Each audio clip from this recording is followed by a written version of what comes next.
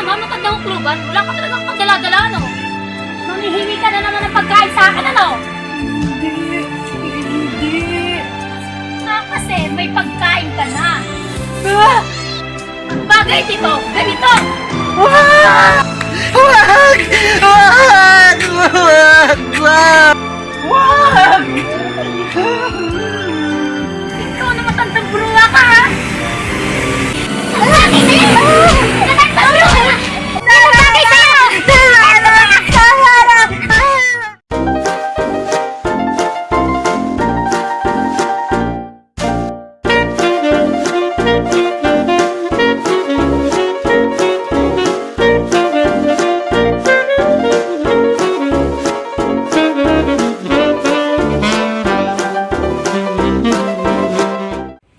Magandang buhay po mga giliw naming taga-subaybay. At ang tampok na kwento po namin ngayon ay pinamagatang Bruha. Ako po si Rani. At ang special guest co-host ko po ngayon ay walang iba kundi Si Russell Cruz. Thank you po, Tita Rani, at hello po sa inyong lahat. samahan niyo po kami ni Russell sa aming tampok na kwento dito lamang sa Kwentong Comics Vlog.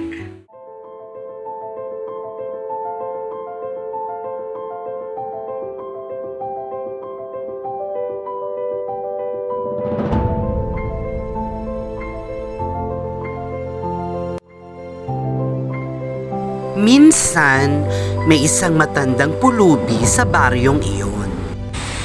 Makikihingi po kahit kaunting pagkain. Patatawarin po sa susunod na lang! Sige po.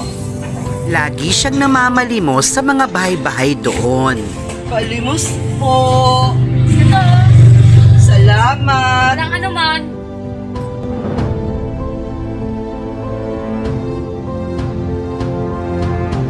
At kung minsan naman ay nangihingi siya ng makakain sa bawat taong makita niya na mayroong pagkain. Palimos po. Kahit konting pagkain lang po. Hay nako, nandito na naman tumatak ng kluban na to. Sige na. Kahit konti lang. Ay ako, wala kang ibang ginawa kundi mangingi ng pagkain sa akin araw-araw! Sige na. Kahit konti lang. Ano ba? Konti lang. Ang kulit ko talaga! Yan ang bagay sa'yo, mukha kang matandang bruha! Nakapasok na nga!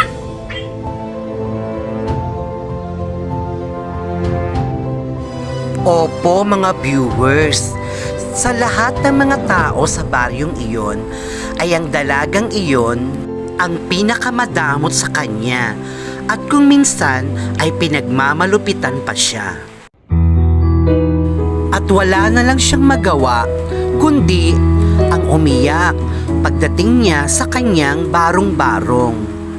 At ang higit na nagpapaiyak sa kanya ay ang kahirapang nararanasan niya sa kaniyang buhay. Ulilang lubos na siya at wala man lang ni isang kapatid o kamag-anak. At dahil nga sa kahirapan, kung kaya't hindi siya nakapag-aral at sa pamamalimos siya nabubuhay araw-araw.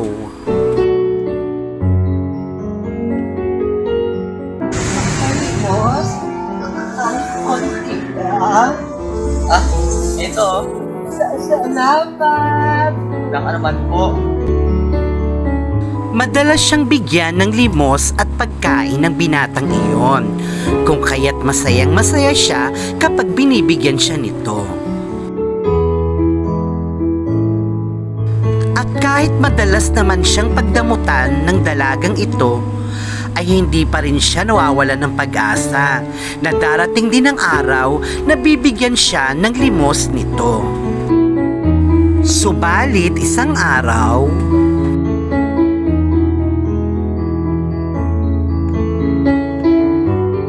Pwede humingi. Kahit konti lang.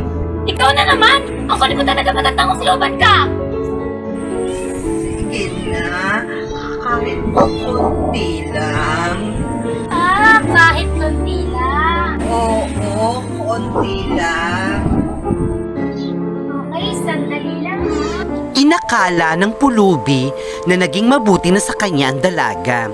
Subalit nagkamali pala siya ng akala. Salamat, ha? Sinong bagay sa'yo? Patay dudaw!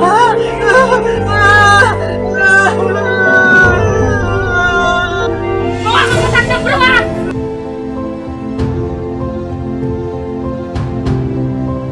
Labis-labis ang hinagpis ng pulubi sa ginawa ng dalaga sa kanya. At wala na naman siyang nagawa kundi ang umiyak habang pauwi siya ng kanyang barong-barong. Upang doon niya ipagpatuloy ang kanyang labis na paghihinagpis dahil sa kanyang hindi inaasahang daranasin sa malupit na dalagang iyon. Binaliwala na lang iyon ng matandang pulubi at ng mga sumunod na araw ay muli naman niyang nakita ang mabait na binata na madalas magbigay ng limos at pagkain sa kanya. Para sa'yo, anong tanda, oh. Salamat, ha? Ikaw naman. Salamat talaga, ha? Ay, papasunod. Bagay na nagpapasaya sa kanya at nagbibigay pag-asa sa buhay niya. Pero lubhang mapagbiro nga yata ang tadhana dahil nakita na naman niya ang dalagang madalas siyang pagmalupitan. Nais na niyang iwasan ng dalaga pero higit na hindi niya inaasahan ang mga sumunod na pangyayari. Ikaw na naman, matandang kluban. Wala ka talagang pagdala-dala, no? Mamihingi ka na naman ng pagkain sa akin, ano? Hindi. Kasi may pagkain ka na. Ang bagay dito, ganito! Wag! Wag! Wag! Wag! Wag! Ikaw na matandang bruha ka, ha? Lalaki sa'yo! Matandang bruha! Lalaki sa'yo!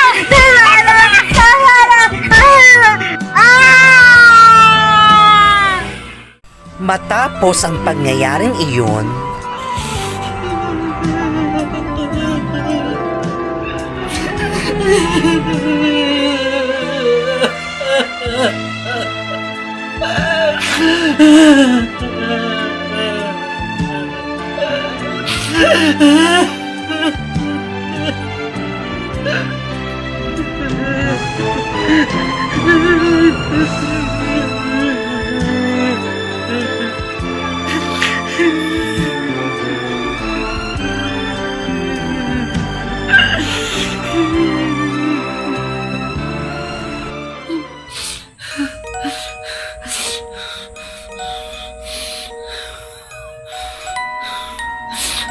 tinatawag mo kong matandang bruha. Sige, matitikman mo ngayon ang lupit ng isang bruha.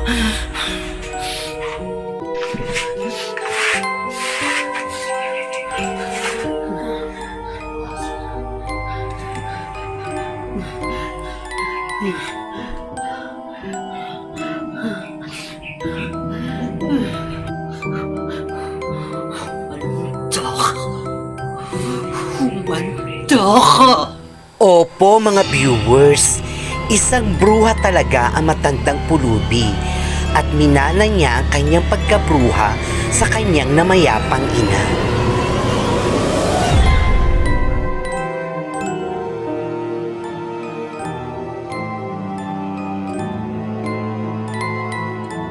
Isang bruha na handa ng maghiganti sa taong nagmalupit sa kanya.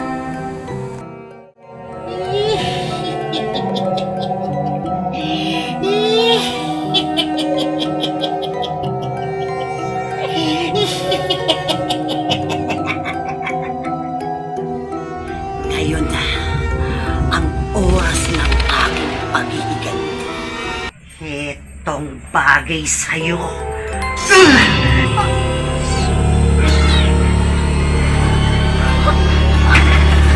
Ang sakit! Tulungan niyo ako!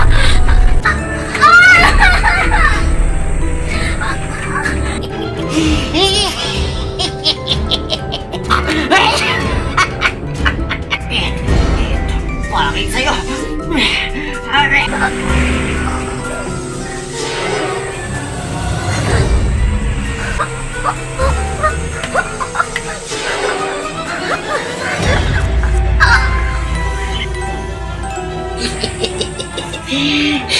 Ngayon, babaeng walang puso. Katapusan mo na! Katapusan mo na!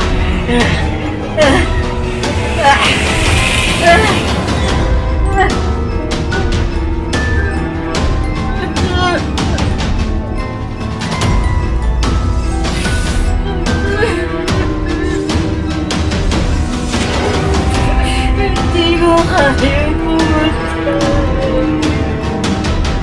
Hindi ko kaya talaga pumunta. Kahit ako'y bruha. Simulat sa buwan, hindi ako pumunta. Ayoko na! Ayoko na! Ayoko na! Natawarin mo ako, Panginoon. Ayoko na. Hindi ko kaya bumata.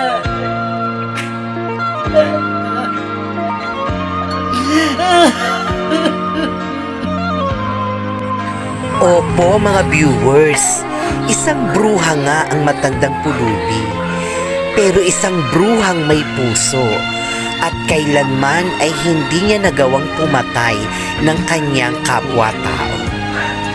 At matagal na niyang tinalikdan ang kanyang pagiging isang bruha. At pinili na lang niya na mamuhay ng tahimik kahit na sa kabila ng kahirapang dinaranas niya. Lumipas ang mga araw ay nalaman pa ng matandang pulubi na ang mabait na binata pala ay O anak, kumusta na ang pakiramdam mo? kapatid pala ito ng dalagang nagmaltrato sa kanya. Aring tanda! May bibigyan niya akong pagkain sa'yo. Lumapit ka dito. Ari ka na, aring tanda. Huwag ka nang matakot. Para sa'yo talaga to.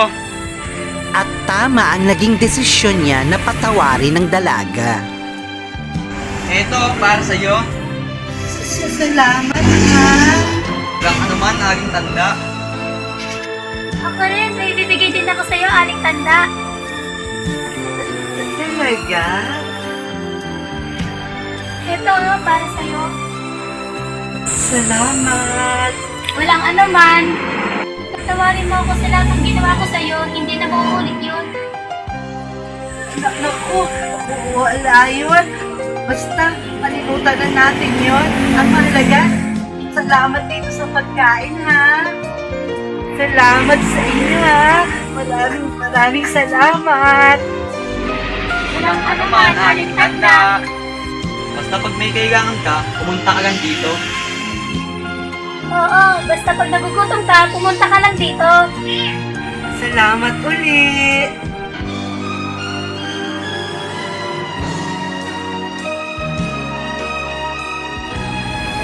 Bye-bye.